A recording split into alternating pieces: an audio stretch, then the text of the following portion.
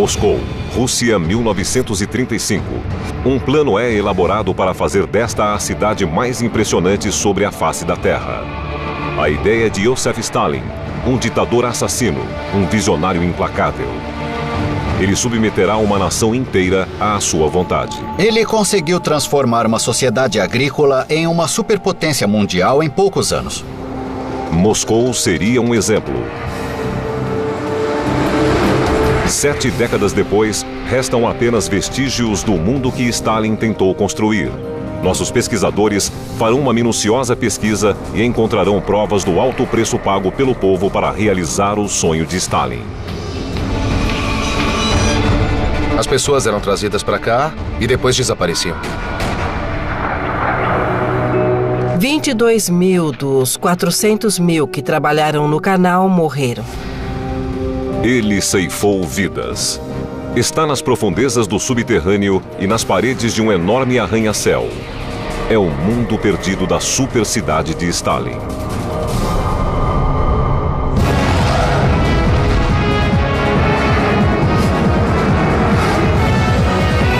Mundos Perdidos. A super-cidade de Stalin.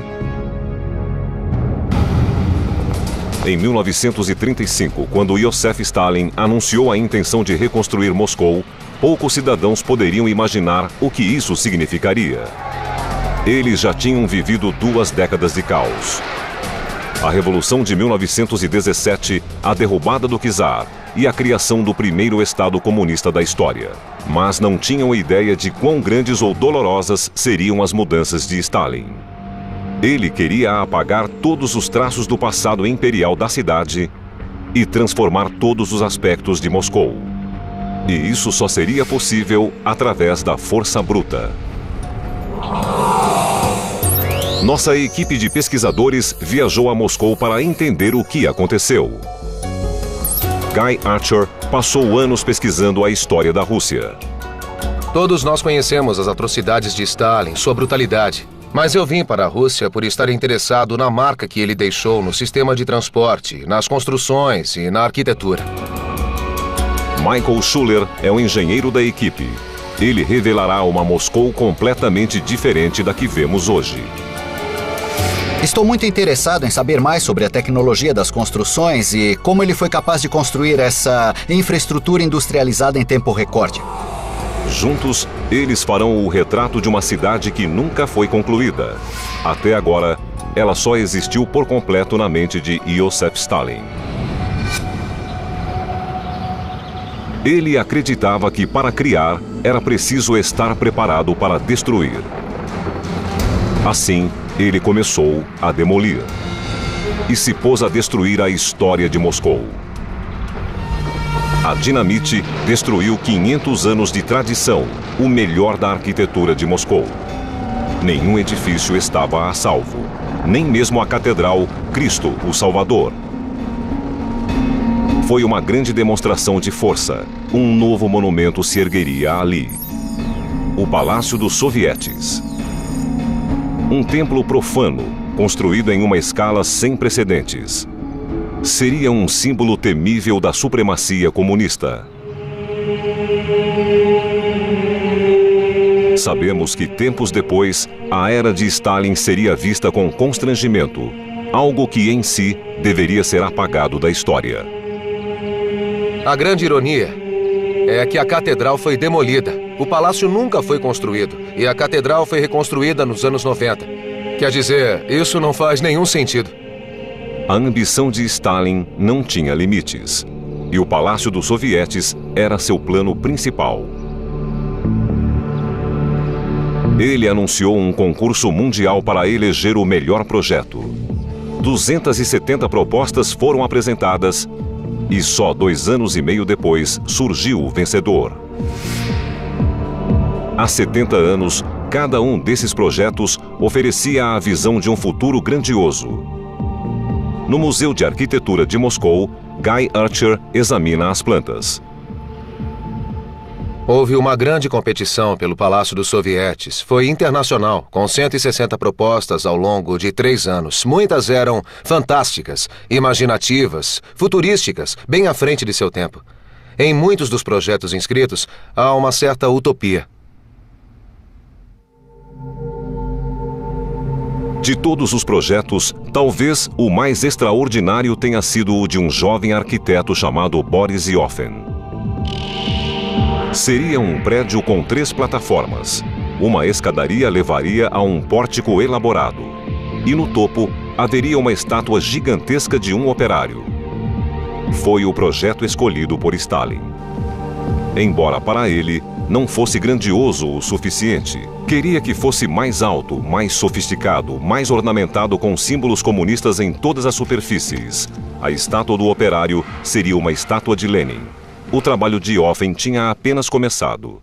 Ele e a equipe criavam projetos para palácios. Esses são os desenhos originais. A edificação ficava cada vez mais alta, tudo se tornava mais imponente. Eles buscavam a perfeição. E o trabalho não tinha fim. Embora o palácio não exista, a estação de metrô construída para servi-lo existe. Ali, Guy Archer pode ter uma noção de como seria entrar no Palácio dos Sovietes.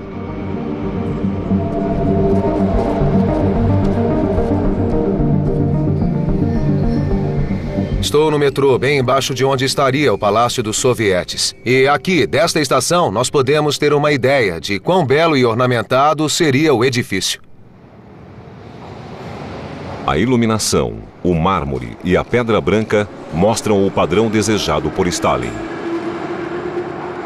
Conversando com o arquiteto Matt Johnston, Mike conclui que, com um palácio dessas dimensões, Stalin queria mostrar ao mundo o poder da Rússia. Você pode ver que o tamanho da igreja original é bem grande. O Palácio dos Sovietes, com a estátua de Lenin no topo, teria 416 metros. É incrível. Muito maior, é. Bom, eu tenho aqui uma representação que dá a noção da dimensão. Este aqui é o esboço da edificação. Com a estátua de Lenin no topo. É, e você pode ver o tamanho da catedral atual, que tranquilamente caberia dentro. Absolutamente incrível. A Estátua da Liberdade seria algo dessa altura. Sem a dúvida. mais alta construção do mundo na época. A construção começou em 1935. Uma fundação foi cavada no local da catedral demolida pelos operários de Stalin. Depois, foi colocada uma base com um anel de vigas de ferro. Porém, com a eclosão da Segunda Guerra Mundial, o aço foi retirado e usado para construir armadilhas para tanques.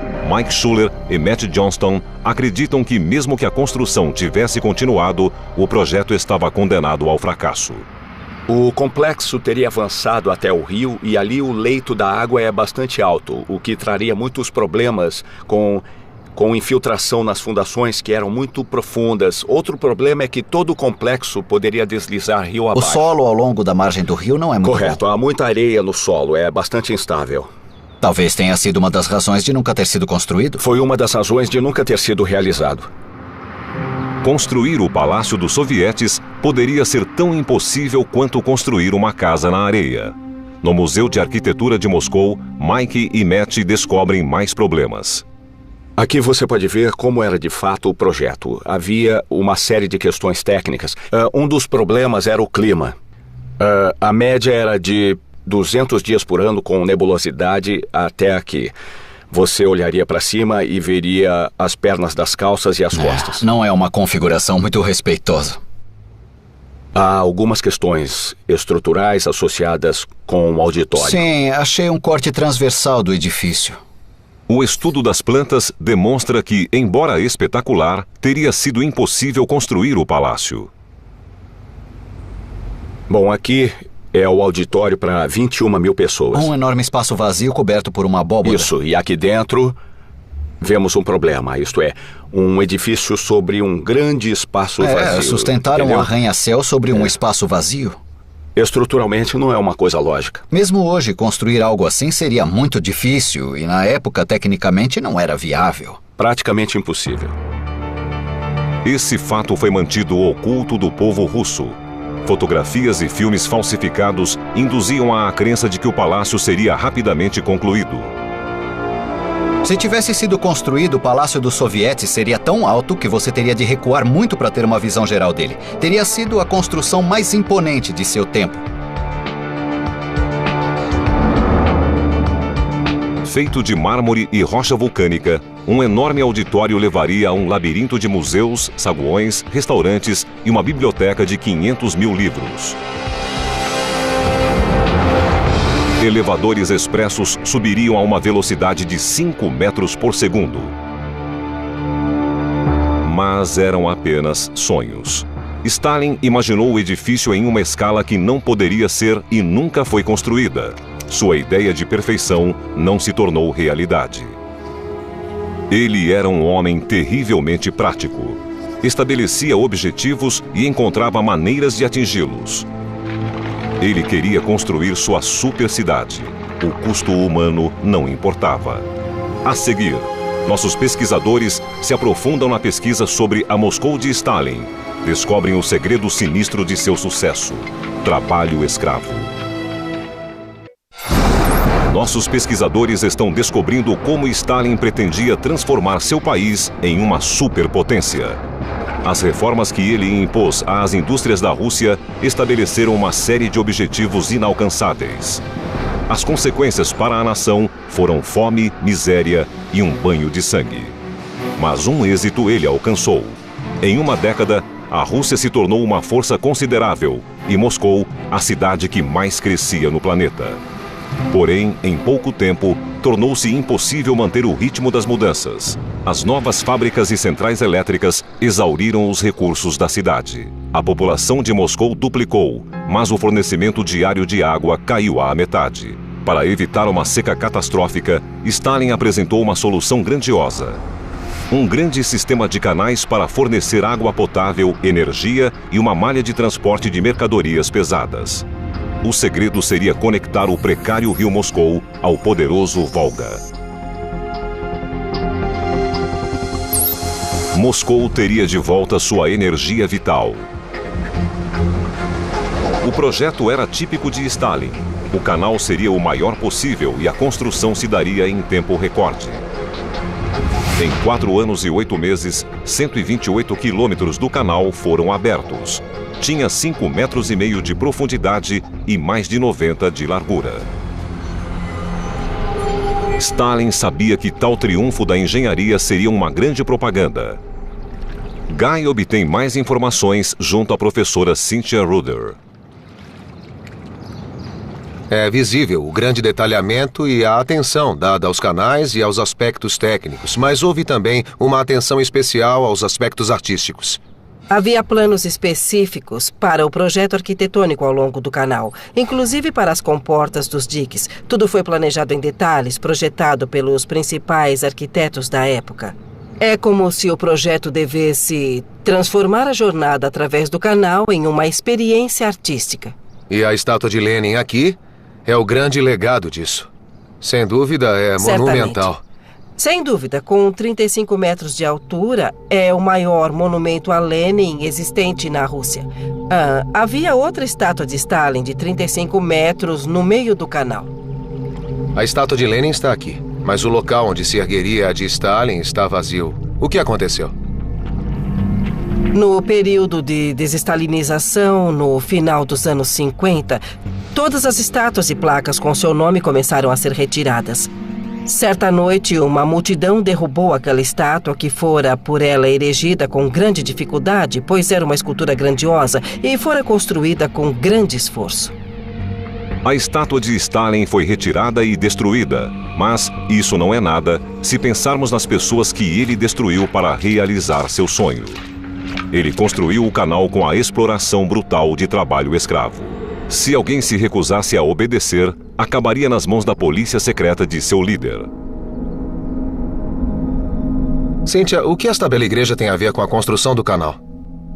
Esta igreja se localiza em um monastério que foi requisitado pela polícia secreta soviética, NKVD, para ser quartel-general do campo prisional para os trabalhadores escravos que construíram este canal. De onde vinham os trabalhadores? Eles usaram prisioneiros políticos ou criminosos comuns? Eles usavam todos, dependendo das necessidades, prendiam quantos fossem necessários para a tarefa. Houve um momento em que havia mais de 200 mil prisioneiros no campo de Mitre trabalhando no canal. Se precisavam de engenheiros, prendiam engenheiros. E para isso, a NKVD cometeu o maior dos sacrilégios, transformando esse belo monastério num campo de prisioneiros. Correto. A rede de prisões chamada Gulags seria o projeto mais lembrado de Stalin. Essas prisões tinham capacidade para encarcerar 2,5 milhões de pessoas, cada uma delas um trabalhador em potencial. Transformados em escravos, eles cavavam com pás e picaretas. Não havia máquinas.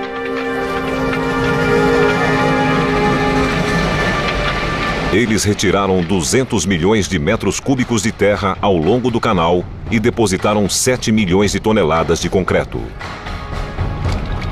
Mas a urgência de Stalin era de tal ordem que ele importou secretamente 177 escavadeiras mecânicas. Tido como símbolo do orgulho russo, ele realizou seu sonho com tecnologia estrangeira.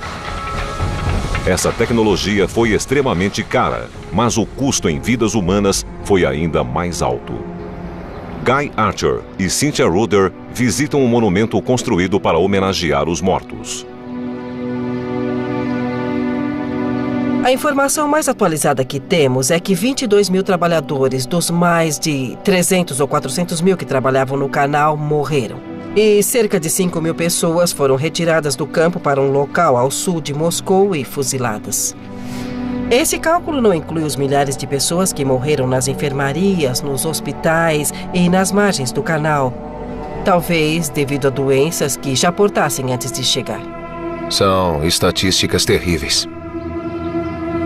Mas Stalin era um homem determinado e a condição de seus trabalhadores não lhe importava. Esse mesmo apetite voraz por destruição devastaria o interior da Rússia. Abrindo caminhos através de aldeias, o canal Moscou-Volga simplesmente apagou muitas delas do mapa. Essa torre de igreja é tudo o que resta de uma movimentada aldeia, inundada pelos engenheiros de Stalin. A aldeia de Kayazia ficava ali. 2/3 dela foram inundados e os construtores do canal deixaram a torre na esperança de que pudesse ser usada como um farol para a passagem no canal. Ao demolir cada aldeia que estava em seu caminho, Stalin transformou a paisagem. E a construção de um intrincado sistema de comportas e reservatórios provocaria ainda mais destruição. Estou a 128 quilômetros a nordeste de Moscou, no começo do sistema de canais Moscou-Volga, e embora o rio Volga e Moscou estejam quase na mesma elevação, há uma série de montanhas no meio. Assim, ele fez os trabalhadores construir muitas casas para bombas, reservatórios e comportas de câmaras simples e duplas para levar a água e os navios montanha acima. Essa rede de comportas eleva a água a 40 metros antes de começar uma descida íngreme para a cidade de Moscou.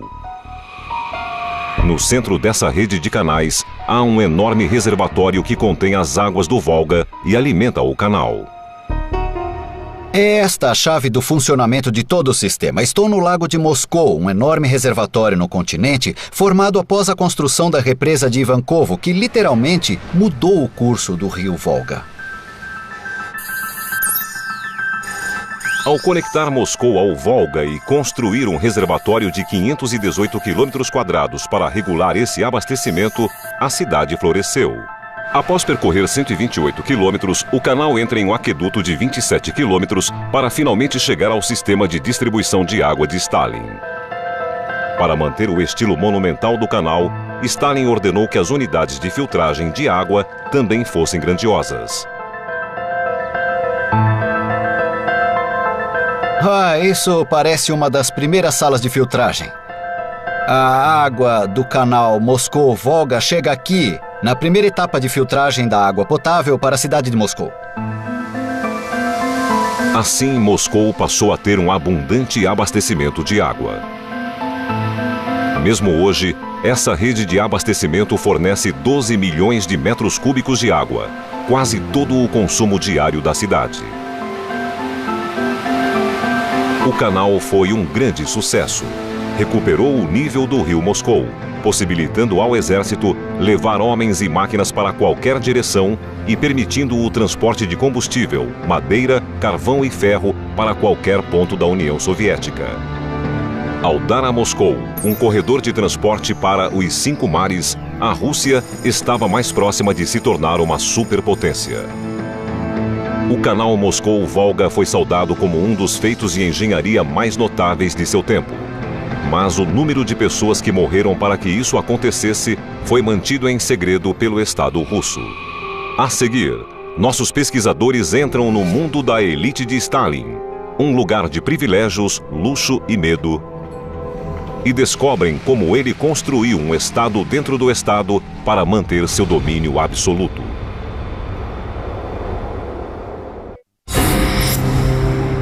Guy Archer e Mike Schuller estão pesquisando os planos de Stalin para transformar Moscou em uma supercidade e descobrindo como ele reconstruiu o mundo que o povo de Moscou habitava.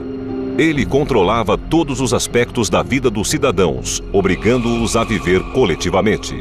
Famílias viviam em um aposento, dividindo instalações sanitárias e cozinhas com os vizinhos.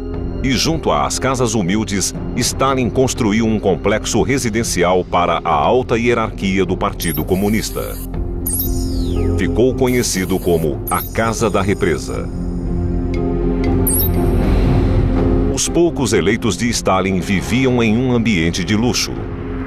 Hoje, aqui moram os jovens novos ricos de Moscou. Poucos imaginam que seus apartamentos já abrigaram membros da cúpula comunista. Nossos pesquisadores tiveram acesso ao museu do edifício. Eles querem saber como era a Casa da Represa na época de sua construção. O arquiteto Matt Johnston acompanha Mike Schuller. Esse é um apartamento da época de Stalin e devia ser assim. O museu montou com mobília da época? Exato. Aqui há uma escrivaninha, um móvel grande e bem pesado. É um belo móvel. Gostaria de ter um assim lá em casa. Todos os móveis receberam números. Por quê? Bom, foram numerados para que nunca se esqueça de que pertencem ao Estado. Este é um apartamento do jeito que deve ter sido na época. Tem muitos aposentos, quartos separados, salas. E qual a diferença entre isso e as condições de vida da maioria dos soviéticos? Grande, enorme. As pessoas viviam mal, havia escassez de moradia e muitas famílias com, digamos, 4 pessoas viviam em um aposento desse tamanho. Um quarto assim era todo o espaço que tinham? É. Incrível. Então os oficiais de Stalin viviam no melhor lugar da cidade. Isso mesmo. No teatro do edifício, Guy Archer se encontra com Kira Alilueva, a sobrinha de Stalin. Ela já morou aqui. As pessoas passavam fome e havia os cupons de alimentação. A situação era muito ruim. A vida era melhor para a gente como meu pai, que era militar. Vivíamos bem e tínhamos jantares fornecidos pelo Kremlin, mas nem todos tinham esse privilégio. Kira conta que a Casa da Represa tinha todos os serviços de uma pequena cidade. Os projetistas buscaram inspiração em edifícios como o Rockefeller Center. Ele foi projetado para ser autossuficiente. Os moradores não tinham necessidade de sair de lá. Era muito bem organizado, separado em uma série de blocos. Havia blocos para moradia, um bloco para lojas, um teatro e até uma área coberta para treinamento de tiro. Fiquei curioso em saber como poderiam ter construído isso bem nas margens do rio Moscou e descobri que construíram sobre um velho pântano. A qualidade do terreno não importava para Stalin. A construção tinha de ser ali, de frente para o Kremlin. Não para que seus oficiais se sentissem parte do governo, mas para que pudessem ser vigiados. Assim, os engenheiros receberam a tarefa de tornar as fundações seguras. Procurei esta obra para ter uma ideia melhor de como deviam ser as fundações. Há uma série de colunas de concreto armado. Para formá-las, primeiro são feitas profundas perfurações no solo para ultrapassar o solo ruim e encontrar apoio firme. Vergalhões reforçados são colocados nas perfurações e o espaço é preenchido com concreto. Os construtores de Stalin usaram cerca de 3.000 colunas e uma camada de concreto de 1 metro de espessura para suportar o enorme peso da casa da represa. Foi assim que eles solucionaram o problema do solo pantanoso. Uma solução caríssima. O orçamento original foi sem precedentes, 7 milhões de rublos. Mas, no final, triplicou para a estonteante cifra de 20 milhões de rublos. O que ninguém imaginava é que essa construção extremamente cara seria usada para aterrorizar o círculo mais próximo de Stalin. A brutalidade do poder de Stalin naturalmente fez sua popularidade cair. Seu temor pela oposição logo se transformou em paranoia.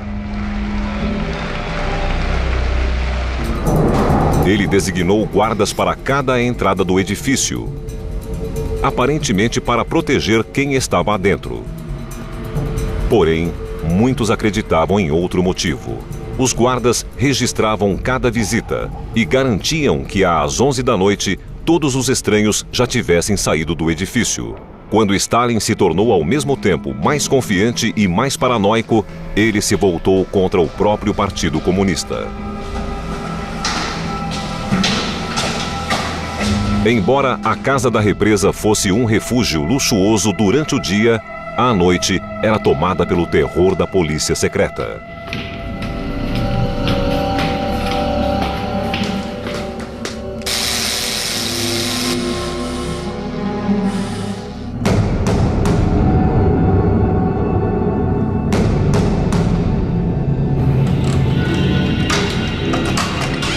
Mike e Matt pesquisam um dos apartamentos.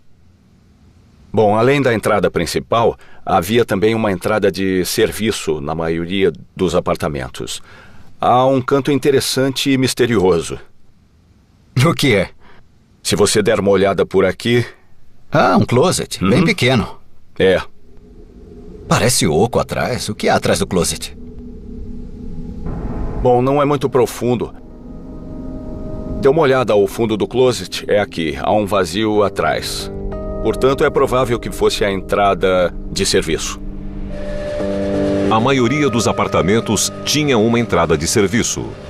As portas não podiam ser trancadas e se ligavam ao térreo por um elevador. A polícia secreta tinha acesso irrestrito a todos os apartamentos.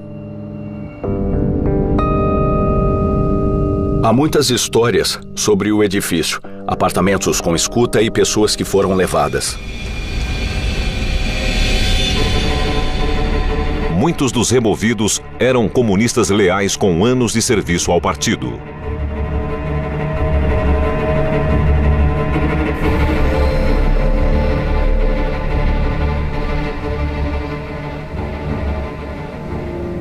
Nem a família de Stalin foi poupada. Quando levaram minha mãe, foi um pesadelo. Tentei descobrir o destino dela, mas eles diziam que não sabiam de nada. Na noite de 5 de dezembro de 1948, eu estava dormindo e eles entraram no apartamento direto do elevador. Meu irmão me acordou e disse que tinham vindo me buscar.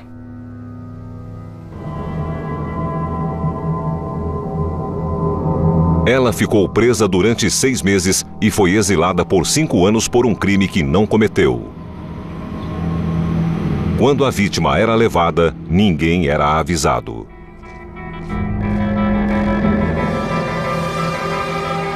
A polícia secreta vinha, levava alguém do apartamento e depois colocava um lacre de cera na porta para impedir que outras pessoas entrassem, como o que estamos vendo aqui. Se você viesse visitar seu amigo e encontrasse um lacre de cera na porta, seu amigo estava em apuros.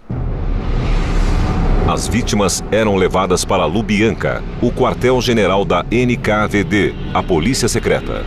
É um edifício bastante sinistro. As pessoas eram trazidas para cá e simplesmente desapareciam. Elas eram fuziladas aqui ou enviadas para campos de trabalho espalhados pela União Soviética e ficavam desaparecidas durante décadas.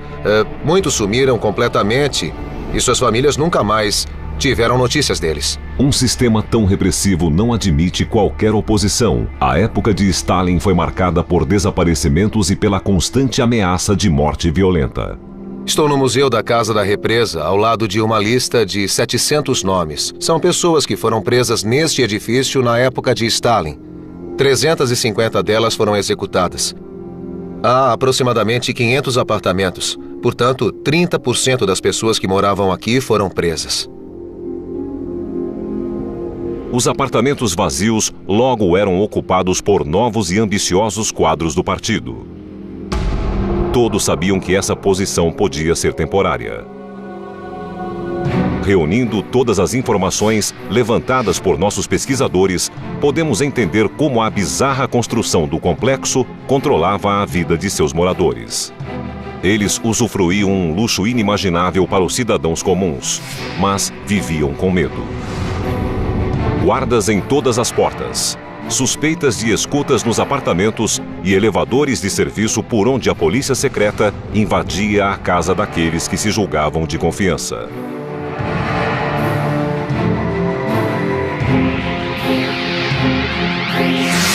A seguir, nossos pesquisadores descobrem que a tensão interna foi o menor dos problemas de Stalin. A Grande Guerra Patriótica, a Segunda Guerra Mundial, foi seu grande teste e um sofrimento para Moscou. Mike Schuller e Guy Archer estão descobrindo o plano de Stalin para Moscou nos anos 1930. Seus projetos de construção transformaram a cidade e a vida de seus habitantes, ao custo de sofrimento humano em grande escala. No total, 7 milhões de pessoas foram presas e mais de 1 milhão executadas. Tudo em nome da revolução. E os projetos continuavam. Ele planejava construir um metrô espetacular. A estrutura mais majestosa já vista em sua super cidade.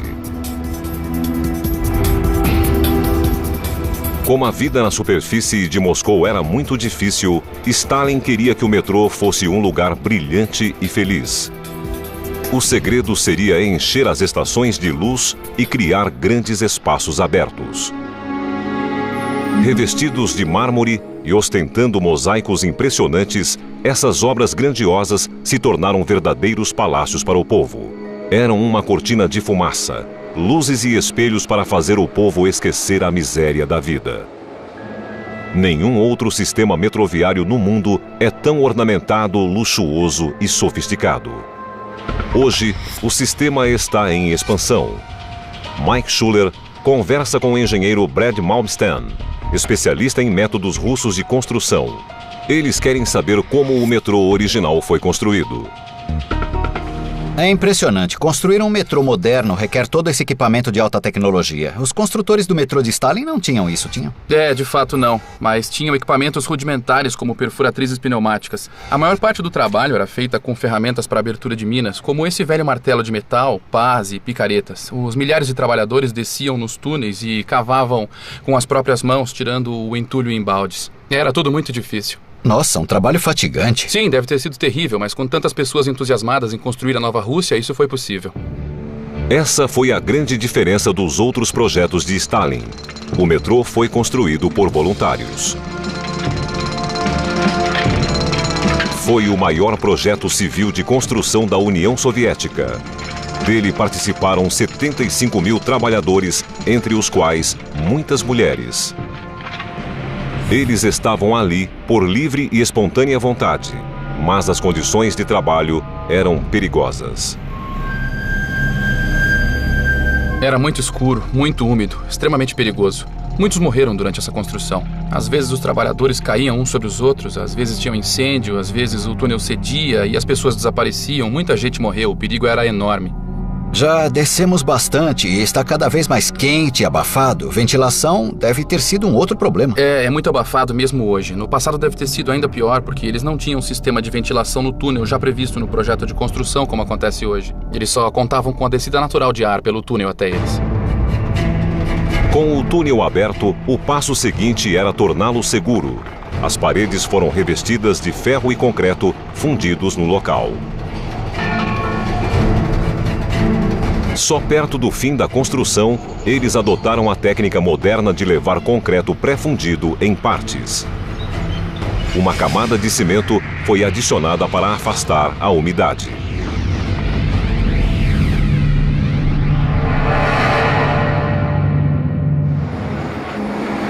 O metrô finalizado ficou sofisticado e ornamentado.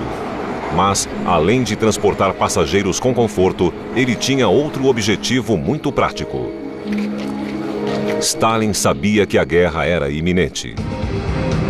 A invasão alemã de 1941 seria o maior desafio já enfrentado pela Rússia. Com os aviões de combate de Hitler riscando os céus de Moscou, as estações de metrô se transformaram em bunkers, verdadeiros santuários diante de um ataque terrível. Guy obtém mais informações do historiador Sergei Nikitin. Eles colocaram no metrô, além dos dispositivos normais que geralmente são usados, outros mecanismos como portas especiais. Portas enormes que, quando fechadas, protegiam a estação de ataques de gases, por exemplo.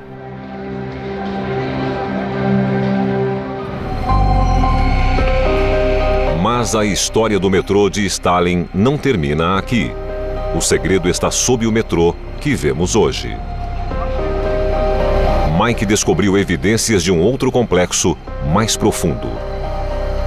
Aparentemente é um segundo sistema metroviário, o Metrô 2, que Stalin construiu especificamente por motivos de segurança, com um túnel secreto que ligava o Kremlin a um de seus dachas particulares fora de Moscou. Estou com o Vadim, que me levará ao subterrâneo para obter algumas pistas sobre sua localização.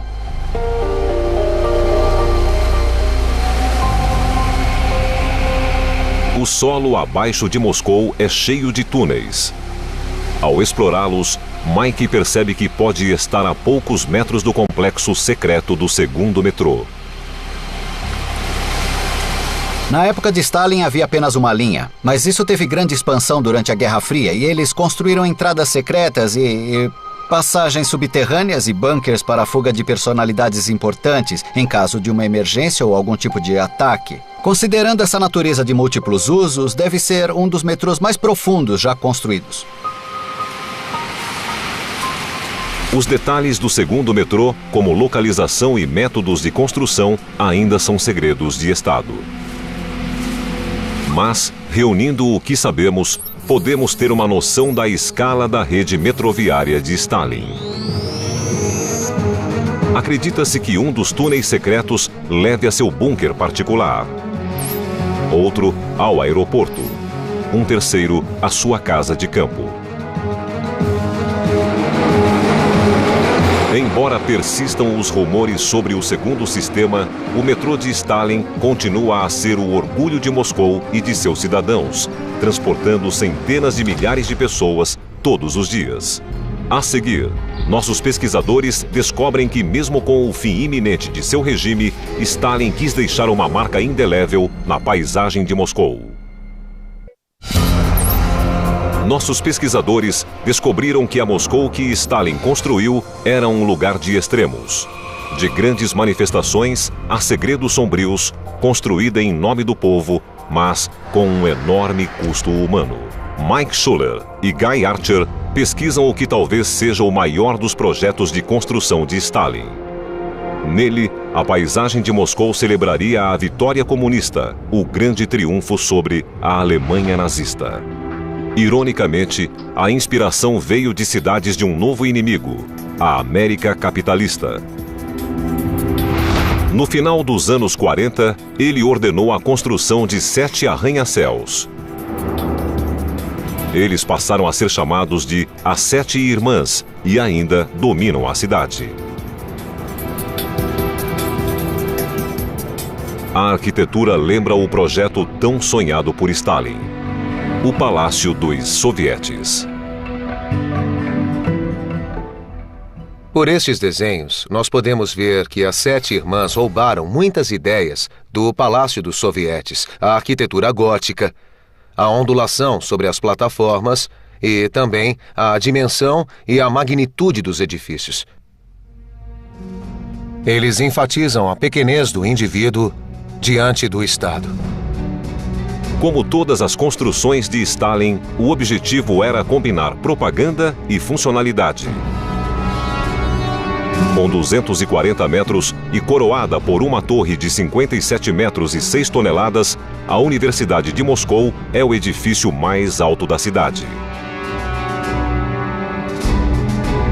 Cercada por espaços abertos com enormes asas laterais e construída em forma de T, a universidade ocupa quase 3 quilômetros quadrados.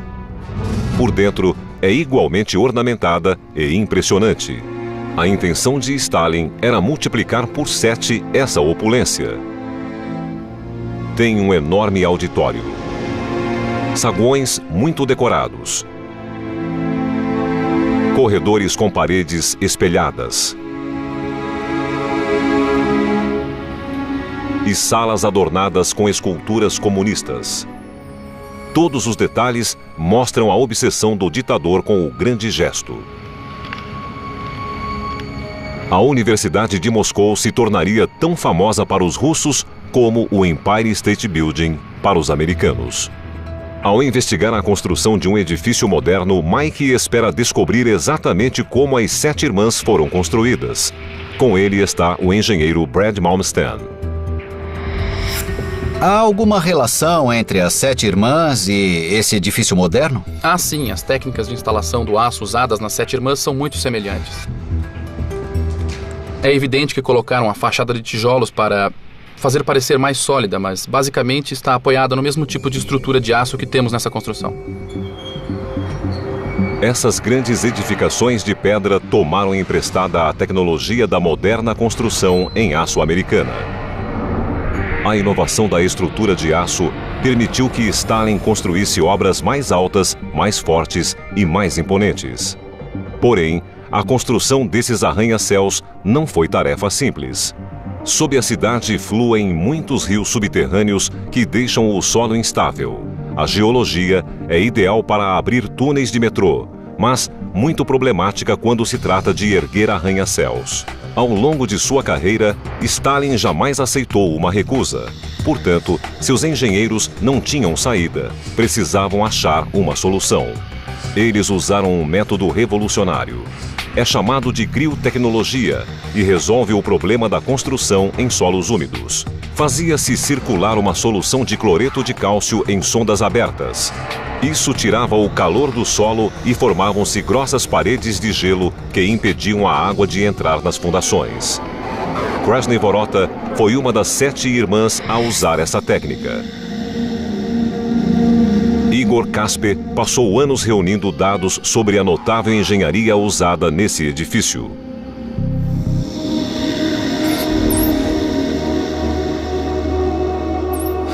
O projeto determinava que ele fosse construído sobre uma estação de metrô e incluísse uma nova entrada. O grande problema é que congelar essa área de solo para completar a estação faria o solo expandir e ergueria um lado das fundações do arranha-céu. Quando a construção terminasse e o solo descongelasse, as fundações do edifício cederiam. Mas eles decidiram construir sobre uma inclinação de 7 centímetros, de tal forma que, quando o solo descongelasse, o edifício voltaria à linha vertical.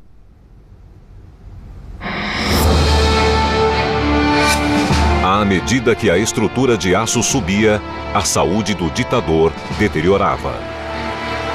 Seu legado está nesses edifícios com fachadas monumentais que guardam uma tecnologia ultra inovadora. As 7 irmãs se tornaram prova de sua extraordinária visão arquitetônica para Moscou, mas também um emblema permanente do nefasto poder exercido para construir seu admirável mundo novo. Usando informações de plantas arquitetônicas e a pesquisa de campo de nossos pesquisadores, já podemos recriar o mundo perdido da Moscou de Stalin. Um canal que conecta a Rússia com o mundo, um sistema metroviário eficiente e decorado, arranha-céus que parecem catedrais e prédios de apartamentos construídos como cidades em miniatura. Em curtíssimo tempo, Stalin realizou mais do que muitos países podiam sonhar. Ele modernizou a Rússia, mas seus métodos foram brutais. Outros tentaram transformar a cidade e apagar seus vestígios. Mas a desmedida ambição do plano de Stalin jamais seria igualada.